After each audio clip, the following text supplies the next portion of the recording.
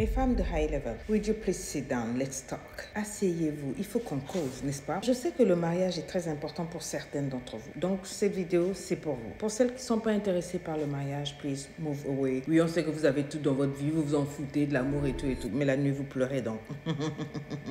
Give way. Celles qui veulent se marier là, asseyez-vous. Vous avez rencontré un homme, il est archi méga calme. Il est gentil, il est généreux, bien élevé, élégant, gentleman, tout et tout. C'est un homme de high level. Tu me dis, Lady Sonia, il remplit toutes mes cases, des critères de l'homme que je veux. Parfait, ma chérie.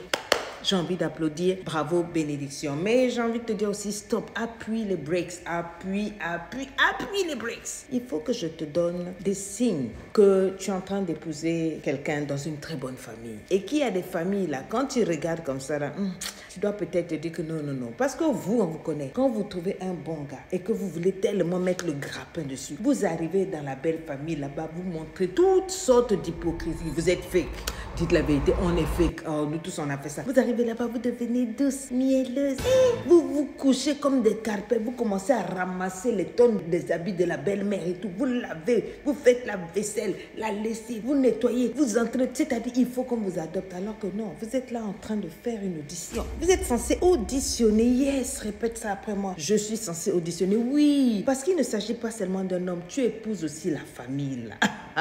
Cette famille-là va t'accompagner en daily basis. Même si vous vous lovez comme tu veux ou pas, la famille-là va forcément influencer votre relation. Donc, tu dois checker la famille-là. Faire une interview secrète. Quand tu arrives là-bas, il y a des signes qui te montrent que ça là, c'est une bonne famille. Il y a des signes qui te montrent que ça là, bébé. Le premier signe, quand tu arrives, comment est-ce qu'ils se parlent les uns aux autres? Comment est-ce qu'ils s'amusent entre eux? Quelle est l'atmosphère? Est-ce qu'il y a de l'humour entre eux? Est-ce qu'ils se titillent beaucoup? Est-ce qu'ils se taquinent beaucoup? Est-ce qu'ils se provoquent beaucoup? Ou bien ils sont tous rigides, carrés, personne ne rigole, chacun connaît sa place, chacun se regarde en scène de faïence? Parce que ça, ce sont des signes.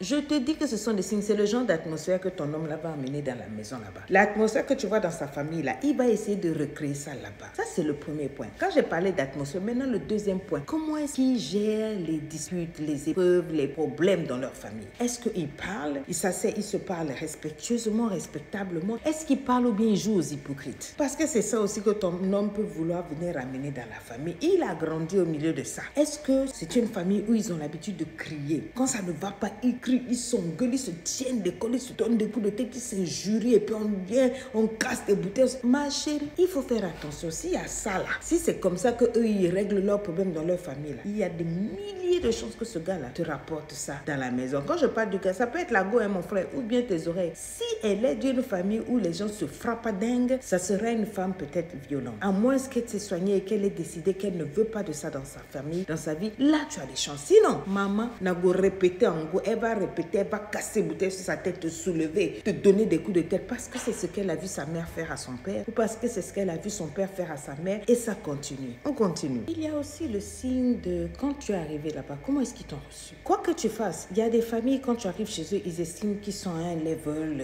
voilà, que c'est une faveur qu'ils te font d'entrer dans leur famille. Et quoi que tu fasses, ils vont vouloir te faire passer des tests, genre voir si tu es la bonne belle-sœur, quoi. Ça, c'est les mauvaises familles. Vérifie par contre si c'est une famille qui, dès que tu es arrivé, t'a montré les dents, ont été très généreux avec les rires, les sourires et tout. Ils ont été bien élevés, ils ont cherché à te connaître, ils t'ont donné ta chance, ils t'ont mis à l'aise, ils ont dit bon, une relation c'est comme ça et tout et tout. Et ils t'ont pris, tu vois, au feeling. Mais si c'est une famille carrément, dès que tu arrives, on t'a regardé des pieds à la tête, de la tête jusqu'aux pieds. Puis on a tiré la bouche, on a fait...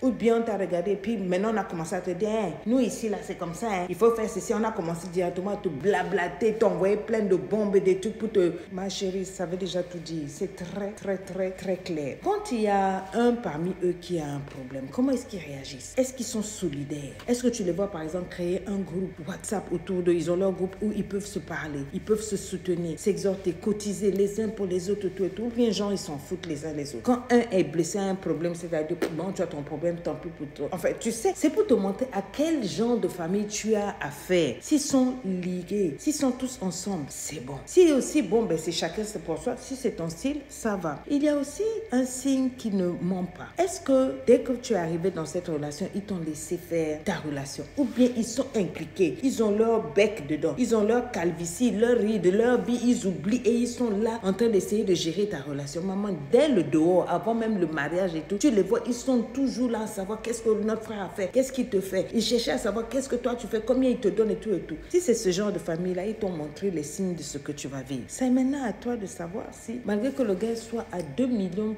% l'homme de ta vie, est-ce qu'il est assez mature pour faire son foyer avec toi sans que sa famille ne soit d'une influence négative. Sur la base de ces informations-là, tu peux prendre ta décision. Parce que si tu t'arrêtes seulement pour dire que non, j'ai trouvé l'homme de ma vie, mais tu n'as pas vérifié la famille qui est derrière là, ils vont te faire vivre l'enfer. Et si tu es avec un omelette, un homme qui est un garçonnet, eh ben, il sera juste une passoire qui laissera tout passer et puis ils vont détruire ton bonheur. Donc, il faut prendre en considération aussi la belle famille. J'espère que c'est clair.